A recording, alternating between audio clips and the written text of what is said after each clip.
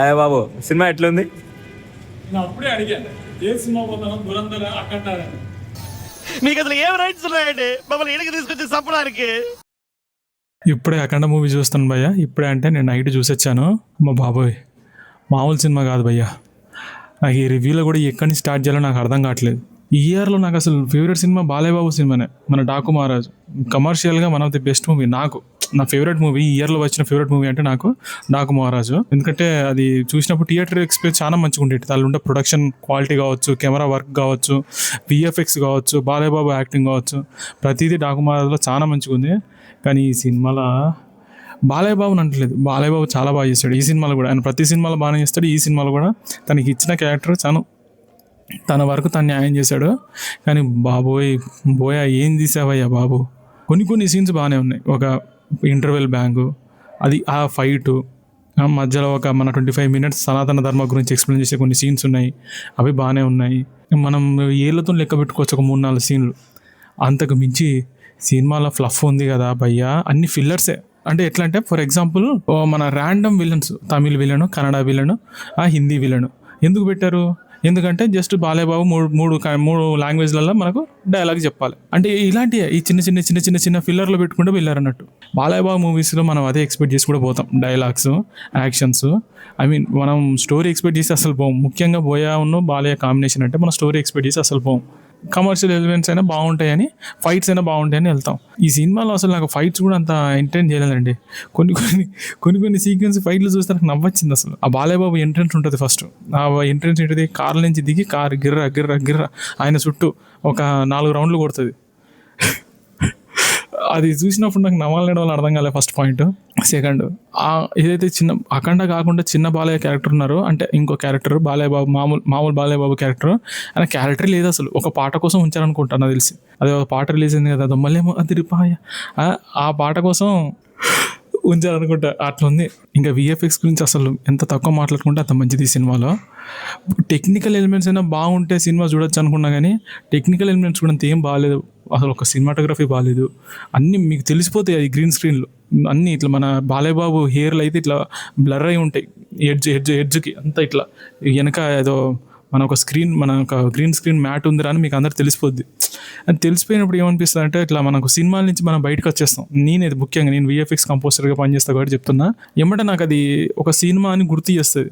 And cinematography విషయాలు అయితే cinematography ఏం లేదండి, మన అందరికీ తెలిసిందే. బోయపాటి సినిమాలో పక్కా తెలుగు సీరియల్ తెలుగు సీరియల్ ఎలా ఉంటాయో మంచిగా సాచురేటెడ్ ఇమేజెస్, మంచి మళ్ళీ కుటుంబ సభ్యులందరూ ఎలాంటి డ్రెస్సులు వేస్తారంటే మంచి చిక్కటి డ్రెస్సులు అంటే మంచి సాచురేటెడ్ బ్రైట్ డ్రెస్సులు వేసుకొని కూర్చుంటారు.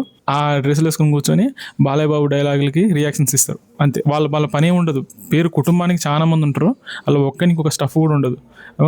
జస్ట్ వాళ్ళు దానికి బాలయ్యబాబుని పొగడడానికో, లేకపోతే బాలయ్యబాబు డైలాగ్ చెప్తే రియాక్షన్ ఇవ్వడానికో అంతే వాళ్ళు ఉన్నది. హీరోయిన్ క్యారెక్టర్ కూడా అసలు పేరుకి Samyuktha, army officer, she's the one, she's తోప్ అని ఎన్నో చెప్తారు ఫస్ట్. అంత చెప్పిన వాళ్ళు ఒకసారి బాలయ్యబాబు దగ్గర రాగానే దొమ్మలేమో అదిరిపాయ డ్యాన్స్. నాకు తెలిసి హీరోయిన్ని ఈ చిన్న బాలయ్య అంటే అఖండ కాకుండా ఇంకో బాలయ్య అని ఇద్దరు క్యారెక్టర్లు అయితే జస్ట్ ఈ పాట కోసమే పెట్టినట్టున్నారు. అంటే ప్రెగ్నెంట్ చేసిన వాళ్ళు చంపారు దొబ్బారు ఏంటండి? అవి డేట్ లేకపోతే చంపారు దొబ్బుతారా? అది మరి ఆ డేట్ లేదో ఏమో, నేను జస్ట్ అజ్యూమ్ చేసుకుంటున్నా, ఎందుకో తెలీదు. ఇంకో క్యారెక్టర్ గురించి మాట్లాడాలండి బాబోయ్. జనని క్యారెక్టర్, బాలయ్యబాబు, చిన్న బాలయ్యబాబు కూతురు క్యారెక్టర్. ఆమె చిన్నప్పుడు మంచిగా యాక్ట్ చేసింది కదండి బజరంగ భాయిజాన్లో మున్ని క్యారెక్టర్. ఆమెకి తెలుగు అర్థం కావచ్చు, ఆమెకి ఏ డైలాగ్కి ఏ ఎక్స్ప్రెషన్ పెట్టాలో అర్థం కావట్లేదు. ఆమె డైలాగ్ చెప్పినప్పుడల్లా అమ్మ బాబాయ్ క్రింజ్ అనిపించింది.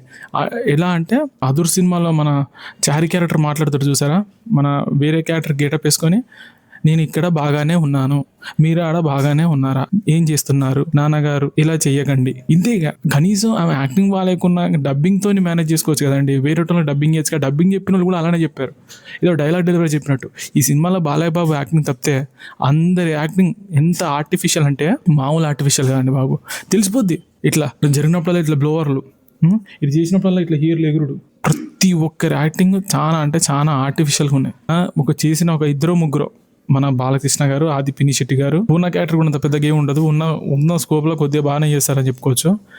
ఒక్కడి కూడా ఒక ఫ్లోలో వెళ్తా అంత స్టోరీ అనే ఫీలింగ్ రాదు. ఏం లేదండి, కొన్ని హై సీన్స్ రాసుకున్నారు సినిమాలో. ఆ హై సీన్కి పోవడానికి మధ్యలో ఒక ఫ్లఫ్ జరగాలి, ఏదో ఒక ఫిల్లర్స్ జరగాలి. ఆ ఫిల్లర్స్ రాసుకున్నారు, షూట్ చేశారు. హై సీన్స్ మట్టుకు మనకు హై ఇస్తాయి, కొన్ని ఇచ్చేటివి ఉన్నాయి. ఆ సనాతన ధర్మం గురించి ఎక్స్ప్లెయిన్ చేసే 25 minutes సీన్స్ ఉంటుంది. మన పెద్ద బాలయ్య గారు, అఖండ బాలయ్య గారు ఐ మీన్ అక్కడ కొంచెం నాకు ఒక మనం ఇంట్రెస్టింగ్గా ఇనే సీన్స్ అదొక అనిపించింది అంతే. అన్నీ ఇక మిగతా అంతా ర్యాండమ్.